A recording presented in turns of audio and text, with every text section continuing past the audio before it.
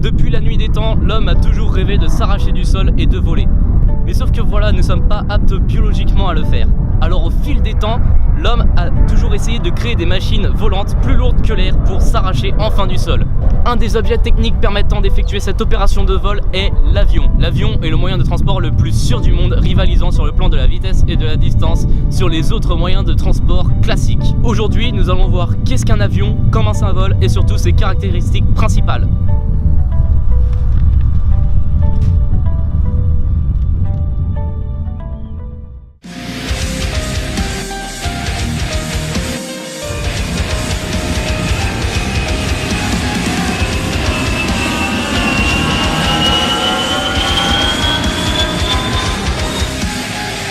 Les avions ont tous des formes différentes pour des missions différentes, mais globalement, ils possèdent des caractéristiques communes. Ils possèdent tous des ailes qui leur permettent de créer une portance et donc de s'élever dans le ciel.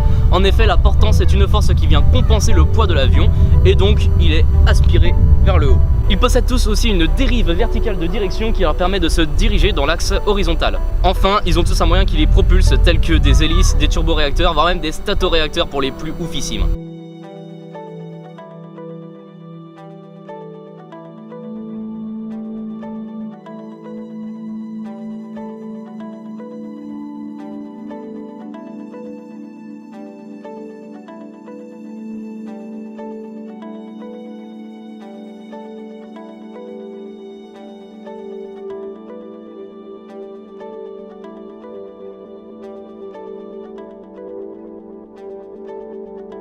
Mais sauf que dans cette description un peu flatteuse de l'avion, on oublie vraiment le planeur qui est un avion vraiment différent. En effet, comme vous pouvez le voir, ils ne possèdent pas de moteur, ils doivent être tractés par un avion tracteur pour ensuite pouvoir être lâchés ou alors tirés depuis le sol avec un treuil. Mais un avion, pour pouvoir voler, doit se créer une portance et donc a nécessairement besoin de vitesse, car dans la formule de la portance 1 demi de rho CZ SV carré, si V qui symbolise la vitesse est égal à 0, alors il n'y a pas de portance. Car selon le schéma mathématique qui se déroule, s'il y a un membre qui fait 0, alors obligatoirement la multiplication adjacente est égale à 0 et tous les membres seront égaux à 0. Mais nous n'allons pas rentrer dans des considérations purement physiques aujourd'hui. Les avions ont tous une forme différente selon leur mission. Par exemple, les avions de chasse, eux, doivent fuir les avions ennemis et donc doivent aller extrêmement vite, comme le Mirage 2001 que nous pouvons observer juste ici. Pour pouvoir fuir à ces chasseurs ennemis, les avions utilisent des turboréacteurs surpuissants, un peu comme ce Snecma que vous voyez juste ici. Ça va toi? Qu'est-ce que tu fous là toi? Retourne à la caméra toi! Aussi, ces mêmes avions de chasse sont profilés pour mieux fendre l'air. En effet, les frottements de l'air sont néfastes pour les avions et créent une force contre la traction que l'on appelle la traînée. Ces avions sont faits pour aller vite à la base et tout ce qui peut contraindre leur mouvement est alors supprimé. Les avions de transport civil, eux, n'ont pas pour impératif une vitesse très grande. En effet, eux, leur seul problème, c'est l'optimisation de l'espace pour ranger le plus de passagers à l'intérieur. Leur taille peut donc varier, ce qui fait qu'on peut passer d'un petit gabarit, comme ce petit Mercure de chez Air Inter, à quelque chose de beaucoup plus grand et de beaucoup plus métal. Et donc cet avion un peu plus métal et qui a vraiment beaucoup plus de gueule, c'était bien sûr l'Airbus A380 que vous pouvez voir juste derrière moi. Cet avion, c'est le plus gros avion civil jamais construit, pouvant embarquer jusqu'à 855 passagers en configuration classe économique. Mais comme je vous l'ai dit, c'est un avion de transport civil. Le plus gros avion du monde est en réalité un avion cargo, qui est en fait un Antonov 225, un avion russe. C'est normal en Russie. Bien sûr, le Concorde est un cas particulier alliant avion de chasse et avion commercial.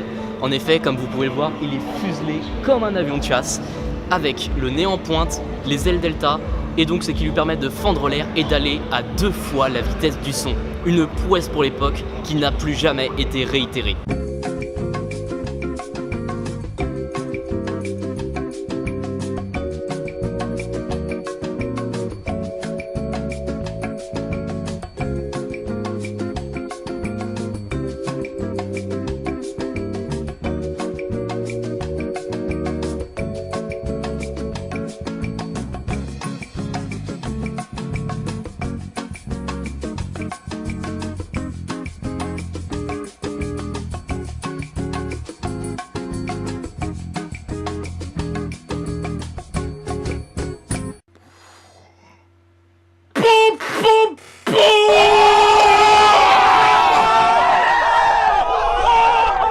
Mais on parlera plus tard dans une prochaine vidéo de ce bijou de technologie qui sera uniquement consacré à cet avion hors norme.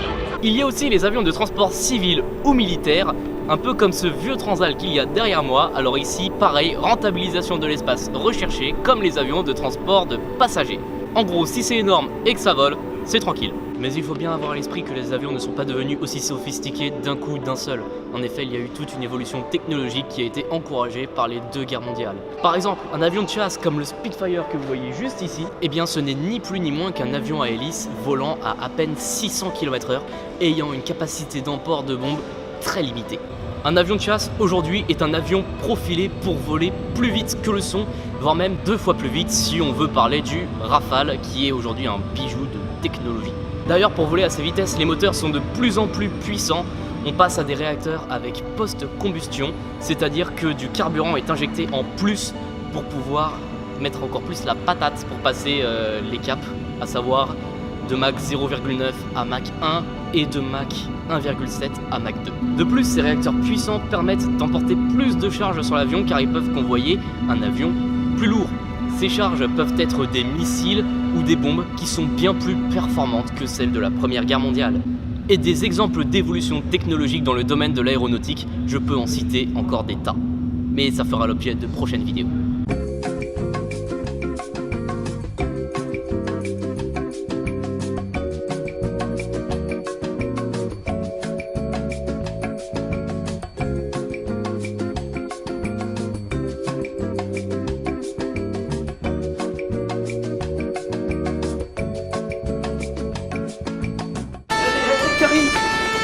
Alors je sais, les rageux vont me dire « Oui, mais il n'y a pas que les avions dans la vie et tout, il y a d'autres objets volants !»